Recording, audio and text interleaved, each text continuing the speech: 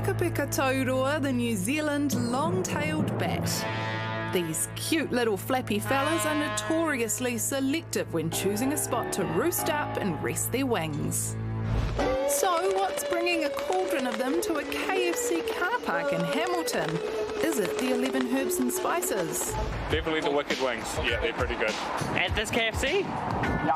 Oh dear. They're probably looking for a bit of extra food from the chicken bones. I'm aware that it's Halloween tonight, so maybe they've just come out for their slice of Halloween. Good luck to them, that's what I would say. But the reality is that these chickens of the cave aren't swooping down to get some potato and gravy. It could be that light pollution is causing a loss of habitat for the urban bat. I'm Batman. No, not that urban bat. If I was a bat, I'd probably be here anyway. To find out more, we're joined by bat ecologist, aka Dr. Bat, aka Tisha Shamhart.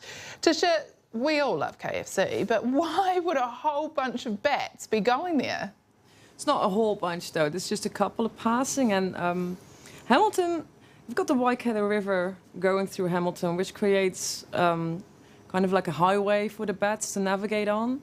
And if you look at Hamilton from the top, there's a couple of parks and a couple of pockets of interesting areas where they either forage or where they roost, and they just have to navigate in between them.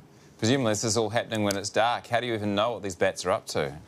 Well, we use microphones that record ultrasound, and then a bat sound has a very specific, it looks very specific, so you can identify it from other sounds that are made at night. Yeah, you know how they do it with whales and the ultrasounds? Yeah. It's quite similar to that. What does a bat sound like? Can you give us a bit of an idea?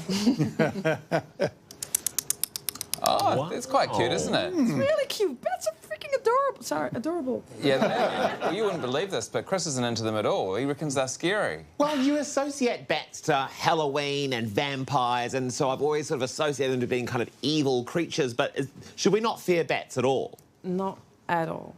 Really, we should worship them.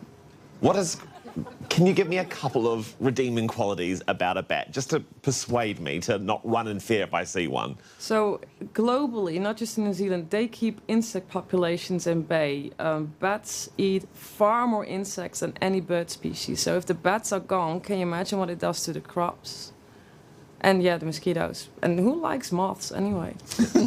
True. I'm now going, moths, bats, I don't know what's worse. Plus, Chris is thinking about the bats he sees in the movies, but New Zealand bats are different, right? Tell us about what makes our native bats unique.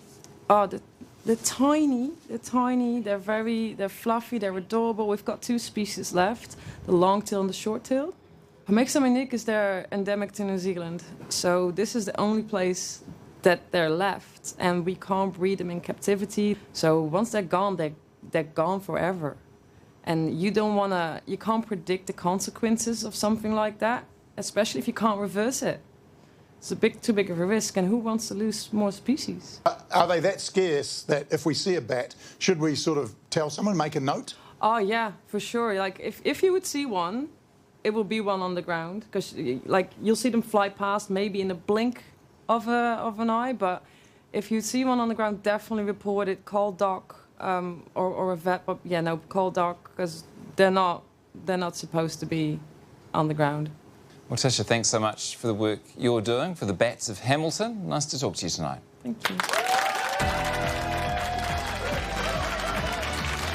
ora, happy Halloween and welcome to the project. Look, Chris Parker's here.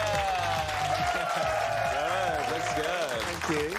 But their help will make it worse for you that they eat insects, because you've got a bit of praying mantis about you, so they might... Yeah, I know. I don't know if it persuaded me. I mean, not that I'm really looking forward to... I'm looking for any other reason to, like, go to KFC, but the idea of doing a bit of bat spotting there is a bit thrilling. I think just being tall...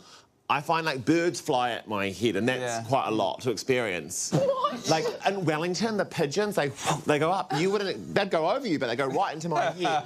And the idea of a bat flying into my face...